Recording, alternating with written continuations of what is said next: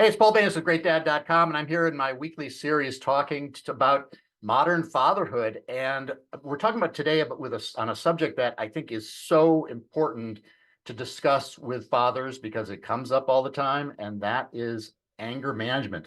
And I've got Dr. Mort Orman with me today. Welcome, Mort. Well, thank you for having me, Paul. Yeah, I think it's hard to imagine being a parent and not having faced anger and not getting upset at your kids and sometimes feeling really horrible about how you reacted to, these innocent little beings. So it's important to talk about this. Yes, yes, Yeah. absolutely. I And just think, to, just so you know, I don't focus on anger management. well, anger, yeah, I focus on anger elimination. So eliminate. I like to show people how they can not get angry as often and not blow up the way they do, and as opposed to managing their anger once it's built up, and they punch a punching bag, you go run 5 miles and all that kind of stuff to calm down. It's much better if you don't get angry, then you don't have to anything to manage. So I focus on the front end of where the anger is coming from and show people how to understand that better so that they can get their hands on the controls and they can turn it off anytime it's likely going in a bad direction. Yeah. Well, I thank you for making that distinction because I think a lot of us only hear about, and then that's why it came to mind is anger management, Yeah, because we yeah, yeah. think of the people who are chronically angry and then they have to take a course or whatever and learn, like you say, to rechannel that emotion. Whereas what we're talking about is eliminating it. And you and I both we talked about it a little bit before about having gone through similar experiences quite a bit earlier in our lives where we were both angry people, right? Absolutely, absolutely. Well, I don't know about you, but I was a very angry person. Yeah, And I tell people, if you ever saw John McEnroe play tennis in his heyday, yeah, that was me on a tennis court. I took up tennis around in my late right. 20s. And of course, I couldn't play as well as him, but I could smash a racket just as well and yell and scream at myself just as well as he could. Yeah, yeah. Yeah. What other ways did that anger manifest itself outside the tennis court? Oh, it was just, I couldn't, well, like you say, you feel really bad when you lose control, when you can't control your emotions. And here I was a successful physician, I was an internal medicine doctor. So I was doing well professionally, but even then I would get angry at my patients sometime if they didn't Oh, follow my advice or made a bad decision or something like that. Friends, family members, it just, all my relationships with women failed just one right after another. I mean, they lasted a little while and then they dissolved. A lot of that had to do with, not really understanding anger properly. Despite sure. all my education, I was very well educated, Yeah, went to Duke yeah. University, I went to medical school, medical training, I even dabbled in some psychology. And I still didn't understand my anger when I was done with all that. So it was, Well, I uh, don't yeah, think education probably does play a large role in how people perceive anger. I mean, a lot of people live through anger and it just comes. They're yeah. not thinking through, should I be angry right now? It's just like, no, it just jumps right out at you. Well, we don't. And what I realized, I didn't understand where it was coming from. I mean, I Sure. thought I knew, like most of us think we know where anger is coming from. It's the things that we see that bother us, Yeah. that we think people should be doing things differently or whatever. And we see that, it's visible. Everybody sees it. Okay. But what we don't see is the stuff that gets triggered inside of us in our brains and everything that's actually causing the anger. Sure. You can have two people standing side by side, witness the exact same event, and one will get angry and the other won't. So we all know that. So it tells you that it can't be the event that's producing the anger. It's something internal within the person that gets angry that's actually causing the anger. And I didn't know what that was. I didn't know specifically what that mechanism was. And as long as I was in the dark about that, I really couldn't do anything about those internal causes. All you could do is try and, change the external situation if you could. And then we know that's hard to do a lot of times. You don't have a lot of control there, but you do have control over your own internal thoughts and reactivity and stuff like that if you just know the right way to do it. So that's Like what I hit on about 40 years ago, to my surprise, and it changed my whole life dramatically. And my life has never been the same since then in terms of anger. I've had almost no anger at all the last 40 years of my life. Well, Uh, so like me, were you somewhat addicted to it because it gets confused with that whole adrenaline and drive and motivation? Because I found a lot of energy out of anger. Yeah, no, I never liked it. I always felt bad afterwards. I felt like a failure that I couldn't control Yeah. myself. I had always succeeded in solving any kind of problem I put my mind to, and I kept trying everything to stop being angry and nothing worked. So it was really frustrating and demoralizing. There was nothing about it that I liked. It didn't really have any positive, vibes for me. I wanted to get rid of it, and I tried to get rid of it. And mostly I was dabbling in anger management type approaches, which weren't hitting the mark, and then the other thing is I'm sitting there taking care of patients as a primary care doctor. So as doctors, we recognize people, the angry patients from the not so angry patients, and we see what happens to them over time, which most people don't have that perspective that we get. So you very quickly learn that, and you see that the angry people tend to have more heart attacks and strokes and divorces, drug addiction, estranged from their kids, all the bad stuff that comes from having an angry disposition and getting angry a lot. So I'm sitting there watching this unfold in front of me, knowing I've got my own anger issues. And I'm thinking to myself, man, I got to figure this out pretty soon, because I was young then. I don't want to end up down the road, with having these kind of problems. So that drove me into personal development work. And that's fortunately, a lot of busy people, doctors in particular, don't invest the time or the money to do personal development work because they're too busy. But I thought it was a priority. I actually thought it would make me a better physician too, which it did. But I really learned things about myself and about emotions and relationships and stuff that I was never taught in medical school. And eventually was able to figure out what the heck was really going on. And from that point on, it's been clear sailing from an anger perspective. Yeah, well, you and I talked about this book, Treating Type A Behavior and Your Heart.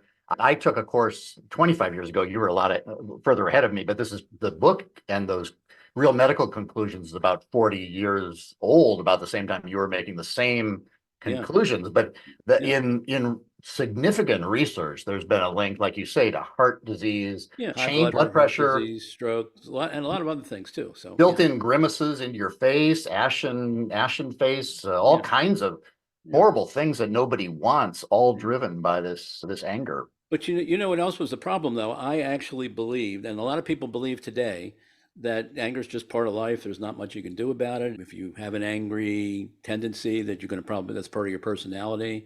I thought that too. When I was going through it and nothing was helping, if you'd asked me back then, did I ever see a possibility where I might be free of most of my anger? I would say, I don't think that's in the cards for me. I don't think that's part of my makeup.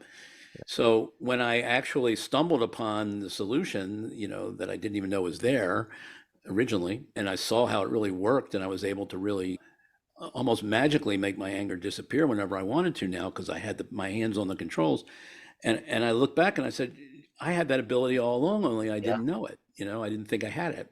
And I think that keeps a lot of people trapped today, because we all have the ability to let go of our anger, to not be as angry as we get or as often as we get, but we don't believe we have it. So we don't pursue. I think it's a personality. Like I did. You don't have the thing staring you in the face that shows you what's going to happen if you don't, like I had, to motivate me. But they don't pursue the solution that's now is out there, okay, that's available. You just have to go get it, and embrace it and practice with it, and you'll see that it works, Yeah, I totally endorse that, because you and I are both proof of it. We tell our kids, or my wife sometimes tells our kids about the way I used to drive. And I used to drive and just swear at everyone. Everyone was screwed up and I was mad. Yes. And when she tells that story to our kids, they're like, "What, Daddy? What?" They don't see me that way, in the same way all of our friends. Nobody would say that, "Oh, Paul, he's an angry old man." Well, maybe they say that sometimes, but they don't. I'm not perceived that way anymore, and so it can be changed. Absolutely. It's funny. I was at a speaking conference where we had a bunch of speakers, and we had some professional coaches who were critiquing our on-stage speaking performance. Okay. So I was on stage, it was my turn, and the coach was in the audience, and I was talking about my anger history and all that kind of stuff. And the coach, and he stopped me, he said, "You're talking about anger, but you don't look very angry. I'm not getting a lot of anger from you. Can you show us what it was like when you were really angry?" I said, "Okay." So I tried to make myself angry. I couldn't do it. Right. It's been gone for so long that I literally couldn't even remember how to make myself appear angry, because again, it's not something I've practiced in the last 40 years anymore. And I realized how difficult it was. It made me realize how almost permanently gone that whole part of my life is. and has been. So, like you say, you don't people won't recognize you from the way you were back then. So I think there's some people too who get locked in that idea that that anger can sometimes be a symbol of strength. Yeah. And we're talking about fatherhood to some extent, but also in work. And maybe we should talk about kind of destroying that fallacy that Well, I mean, it anger can be. people can There look are tough. times when anger can be useful. As a matter of fact, even for women, a lot of women will say that they were in a bad situation and they were letting it persist and they really should have gotten themselves out of it a lot earlier, but they didn't. It wasn't until they got really angry that they really stood up for themselves and maybe ended a bad Mm, relationship or moved on or something. So the anger really helped them to deal with an issue that they've been not dealing with. So, and we know anger has led to lots of causes and, movements and things that have helped to change things. So there's some beneficial, and yeah, you see it, you see coaches use anger to motivate their players. And as parents, sometimes we'll use anger to, really reinforce a message, a critical message. If your kid starts running into the street, in traffic and not looking, you may want to use anger to, cement that message that this is a no, you don't do that. yeah. So there are times when there may be the appropriate or useful, but I would say 80-90% of the time, we really regret our angry reactions and we'd rather not have had them, and they don't serve that much purpose for us or the people we're around. And, And that's the part, I call it unwanted anger. right. Yeah. I make a Right. distinction between Right. unwanted anger and wanted anger. And unwanted anger is all the anger that's bad for us, bad for our health, bad for our relationships, make us feel bad about ourselves. That's the kind we should get rid of as much of that as we possibly can. Right. And if Well, you want to hold on also, to I'd say that if you're angry all the time, your outburst of anger probably doesn't affect anybody because they're so used to you just used to being it, yeah. angry. But like you say, if it is that one sales meeting where you are angry and you're communicating to everybody, and you're usually a very solid person, people are going to take notice that you are, Yes, you've been pushed the limit, and now you are really, yes. and And, hopefully and the you next day you're can not you still can angry. you can damage your career. You can lose your job. Well, If you certainly. blow up at the wrong time or at the wrong person, which people have done. So there are those negative consequences as well. But the whole thing for me was, looking back on it now, and currently how people are currently understand anger today. We have done such a poor job of educating people, not just fathers, but mothers and teenagers and college graduates and high school graduates. I mean, they really are graduating from these educational programs. They don't understand their emotions. They don't understand relationships, how they work, how they fail, the bad things, the bad moves in relationships that are going to come back and haunt you. They don't understand all this stuff. And we have big blind spots. So we have a huge blind spot about where anger comes from that I had personally. And since I discovered it 40 years ago, I've been trying to teach people ever since to wake them up to, here's how to understand anger internally, where it's coming from. And there's like three filters. There's three main ways of looking at things that produce anger inside of us. And it's always the same three. Doesn't matter what you're angry about. Okay. Okay. You're always looking through three main filters as to how you're perceiving the world. And the first one is that somebody's doing something bad and wrong they shouldn't be doing. So, we don't get angry if we think somebody's doing something terrific or wonderful or fantastic. It's only when we have this negative judgment about what they're doing. And then the second filter is that we perceive some hurt or harm or negative impact stemming from that bad behavior, either on us or somebody around us that we care about. And then the third filter I call unilateral blame. It's kind of like that driving thing that you mentioned, where we get angry and we have this very narrow view of blame, and we blame the person doing the bad behavior, like the bad driver.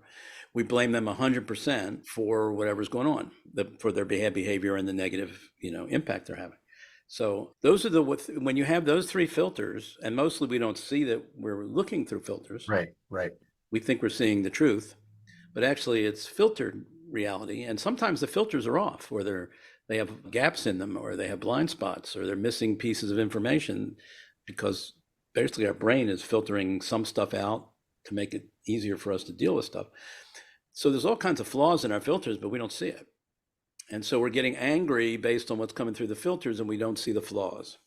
For example, give me an example. I'll drive an example. So I used to do the same thing you do. And when in my angry days, I would love to, in my own privacy, my own car. I mean, I wasn't a road rage person, but in my own car, if somebody cut me off or something, I just rev up the anger and honk the horn and flip the bird and make the gestures and everything. I wasn't going to get out and confront anybody, but in the privacy of my own car, I could do that. So after I started doing this anger work and realized what the heck where anger came from, I was driving down the road one day and somebody slowly pulled. I was on a 4-lane highway and I was in the right-hand lane. Somebody pulled in off an entrance ramp very slowly and I was right on top of them. I had to slam on my brakes. I started honking my horn. I started doing the gestures. And then I realized, I said, oh, wait a second.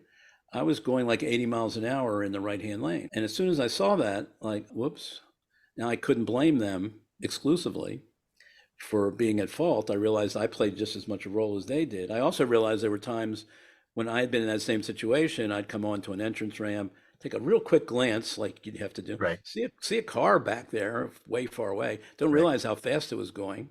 And so I just leisurely pull in, not because I was a bad driver or anything, but I just thought I had plenty of time. And I didn't appreciate how fast they were going. And all of a sudden they're on top of me, honking their horn, flipping the bird and all that kind of stuff. So I realized I couldn't really stay angry at them anymore. I couldn't, I just couldn't. Doesn't George Carlin has a routine about that, doesn't he? That everybody, I don't know. I He think probably does. everybody's a jerk or an a-hole, or, like, it's That's like right. they're there Well, doing that's it. our filter. That's our filters. When we see through those filters, then we get Exactly. angry a lot, Yeah. And Yeah. it turns out that not everybody is as big a jerk as we think they are. Right. But yeah, most people just going on with their day, or they're racing to get to a hospital, or anything. Yeah. Or sometimes, and again, those could be gaps in our filter. We don't have that information. We don't know what's going on in their lives or what just happened a few minutes earlier that may be distracting them or something like that. But a lot of times we don't realize that our filters can be flawed. What we're seeing is incomplete or distorted in one way or another. And that's the real secret to eliminating anger. When you know what your filters are, and by the way, people should write those down, okay? Somebody did something bad or wrong they shouldn't have done. Somebody was hurt or harmed or negatively impacted.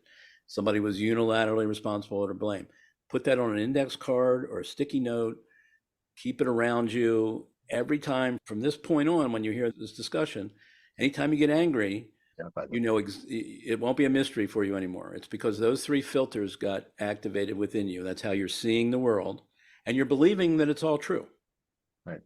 And if you bother to check it out and investigate, you'll find a lot of times one or more of those conclusions that you've drawn or perceptions that you've formed are not really accurate. In my group coaching program, I'm working with resilience, but I would just wonder if in your program you said a 10-week program that is about eliminating anger? Yes, I have a 10-week coaching session, and I take people through. Basically what I do is I teach them in the first 2 sessions. The first session I teach them what we just went over. The 3 filters. But before I even start teaching to them, I say, pick 5 examples from your life. Any examples at all when you ever got angry, okay? All right? And just write them down, okay? And then I teach them the 3 filters, and then I say, okay, now I'm going to do a Karnak on you. Remember Karnak from Johnny Carson? Yep. So, and I show them, I said, without knowing anything the 5 examples, how could I know the 5 examples from your life that you wrote down? I have no idea. So they go through, here's number 1. And I show them the 3 filters that, yep, I was thinking that way and that way, okay? Number 2, yep, I was thinking that way, that was 5 for 5, always, okay?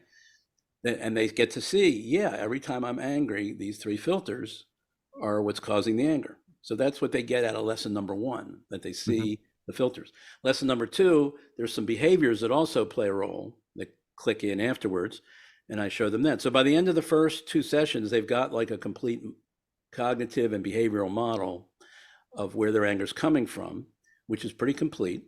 And then in the rest of the 8 sessions, we just take example after example from their life of when they got angry, and I show them how to apply that model and also how to make their anger go away by using that model and digging in and parsing what's true from what's not true and seeing beyond what the limited view your filters often give you, Yeah, I love that approach, because you need, like you say, you need to have this repetition and building this new muscle to learn how to deal with it. One of the things that I found really important is a lot of people don't understand, or they don't see in the moment what is happening. And in the work that I do, a big chunk of the beginning is just getting people to realize, oh, I'm having this emotion, or this voice in my head is saying this thing, Yes, and I can't just, ride with that. I gotta interrogate what's going on and then absolutely. That's flip the the key word. switch. The key word is interrogate. Yeah. Yeah. Investigate, interrogate, debate, whatever you want to. You've got to, this is your brain, Right. your brain, which has been all this conditioned way of thinking and way of perceiving that's going on for years. It's just automatic. It's knee jerk. You really Well, can't it's control it. evolutionary too, isn't it? I mean, Yeah, the and some of it's same type of evolutionary. thing. You're afraid of the tiger behind the tree and Well, whatever. what's really evolutionary is the either or way of thinking. Yeah. So we had to make really quick decisions. Yeah. Is it danger or is it not danger? Should I run? Should I stay? Everything was either or. So we have our brains are either or filtering mechanisms. So we usually only see one side of an either or. So if we see something bad, then it doesn't look like there's anything could be good about it. Or if we see something good, there can't be anything bad about it. If we see somebody who's at fault, then they can't not be at fault. Okay, or other things might be playing a role. We have each of those three filters is an either or frame. Right. So right from the get-go, it tells you that they're faulty because they're lopping off half of the reality of life, which is that things are rarely just one side of an either or spectrum. They usually have elements of both. Like Yeah. I'm wondering if are we feeling that in our modern culture, maybe more, or maybe it's always been this same way, but this tendency to really go for the black and white. It's either you're with me or against me. It's Well, like you said, wrong or it's right. There's I think no, our brains are already or they are predisposed to do pre-wired. that. But the media, what we're talking about right now, the media knows absolutely. Yeah. They know how to make us angry anytime they want. They just feed us three stories. Somebody did something bad and wrong. Okay, Right. no doubt about it. Somebody was hurt and harmed, negatively impacted, and they were 100% responsible to blame. No other Right. factors can be entertained. Okay. And then they just keep pressing that story and pressing that story. And if you buy it, you're going to get angry. Yeah. The truth may be very different from those narratives, Right. and usually is. Yeah. But the media knows how to make people angry. They know how to make us anxious. They know how to pit us against each other through anger and division and stuff like that. And so they know this intuitively. They know this mechanism and how it works, and how it's usually narratives that are not completely true. Well, I And think then so we have to do that interrogation with the media. We have to stop and say, wait a minute, should I believe what the media is telling me? What are they leaving out? What's the other side of the story they're not telling me? And we have to do the same thing with our own brains. One of my favorite sayings is our own brains produce more fake news every day than all the media outlets put together. And it keeps selling us fake news, and we have to do battle against our own brains, which are on automatic pilot. And we have to, at some point, pull ourselves out and sort of step aside and say, wait a second, am I going to believe what my brain's telling me or what I think I'm seeing? And yeah, it feels true, but is it really true? right. And a lot of times you ask that question and it turns out it's not so true. Well, this is really important.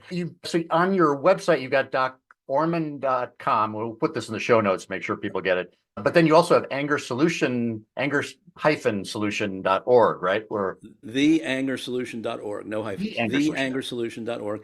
And that's where you'll get a PDF handout that talks a little bit more about anger, talks about the 10-session coaching program that I have, but it also talks about the book that I just released, which is called Dr. Orman's Life-Changing Anger Cure, where I really take everything I teach in the program, put it in the book now. So a lot of times you don't have to go through the program. You can get all this training that people need in the book. And I'd love to see that book eventually become part of basic curricula in high schools, colleges, homeschool. Yeah, very because I really think we need to change the way we educate people about not just anger, but all emotions. Because what you learn about anger in this book is the same for every other emotion. The other emotions just have different filters, but sometimes they're faulty. And you've got to be able to distinguish when they are and when they're not. And you got to do that self-examination and that, debating, what your brain is telling you is true. And it's true for other emotions too. So it's really true emotional intelligence when you get to this point, as opposed to what's being called emotional intelligence today, which is a lot of gobbledygook about emotions. It doesn't make you a better handler of emotions or understander. Yeah. Well, I think emotional intelligence usually is trying to figure out how you can better communicate with other people versus getting at what's going on within you. And the work that I do, we talk a lot about saboteurs, and the saboteurs are the voices in your head saying, Absolutely. somebody else screwed up and it's hurting you. Yeah. Some situation is screwed up and it's hurting you, or the third one is And they're to you're blame. screwed up and you're the problem. And That's so we right. deal with those same things. It's kind of dissimilar in terms of the frame, but I think you and I probably talk a lot about the same languages and trying to understand those emotions and finding Yeah. positive responses. It's the same basic problem we all have as human beings. Our brains get conditioned, however they do, and they function automatically. And a lot of times they give us false perceptions and false understandings in lots of different domains. Not, Sure. and as a doctor, people came in to see me all the time. They had all kinds of crazy ideas about medicine, about health, about what doctors do, what insurance companies do. They had all these crazy notions that weren't anywhere close to reality, but that was what their brain was telling them, And then, at some level, most people just succumb to whatever their brain tells them, and they don't question it. But if you start questioning this stuff, you realize there's deeper truths that are different, Yeah. Yeah. And the problem in the modern culture is that we don't usually have a lot of time to do that self-inquiry, but Yes. unexamined life not worth living. So in your in your coaching program, the 10-week program, is that a group coaching situation or is that one-on-one with you? It's been up till now, it's been one-on-one. I mean, if the demand gets high enough for the coaching program, I can always do it as a group. It lends itself to a group format. I'm hoping, though, that more people will gravitate towards the book because it's really like the same blue, and they don't have to spend the money and the time, and they can just, for a very small investment of money, they can get the whole 9 yards of how to do it and just take practice, go out and try it, practice. And then if they want some additional coaching, I can help them with that. But I'm hoping that they'll be able to take it and run with it and practice with it and see that it works. Yeah. And that eventually, like I said, we'll get some educators that'll want to do some pilot studies and take this into the schools and test it out. And I've given some talks in schools at high school level where the kids were very receptive and the teachers were receptive to it. But I think we really need a dramatic change or transformation in teaching young people and adults how to better understand their emotions so they have more control over it and they don't end up with all these problems that not controlling your emotions can bring. Yeah, hurting themselves, hurting others. Yeah. Well, Bart, thank you very much for joining me today. It's so important. And I think it's so important that dads understand that this is not something that they can't change, that they're not doomed to be an angry father who's going to leave a legacy of that type of anger, hurt themselves, hurt their relationship with their kids, and that can be changed. Yes. Again, it's DocOrman.com and theangersolution.org. You can find Mort there. And just so you know, I wrote a chapter in a parenting book recently, and the title is called "No More Angry Dads." Yeah. For exactly the reason that you're talking about. Yeah. Yeah, that would be a good thing. No more angry dads and more involved dads. Okay. All right. Well, thank you very much. Until next time, Paul Baines at GreatDad.com. You can contact me if you want to learn more about my program, just at paul@GreatDad.com. Happy to set up a coaching session and talk about whatever subject on fatherhood you need help on. Thanks again.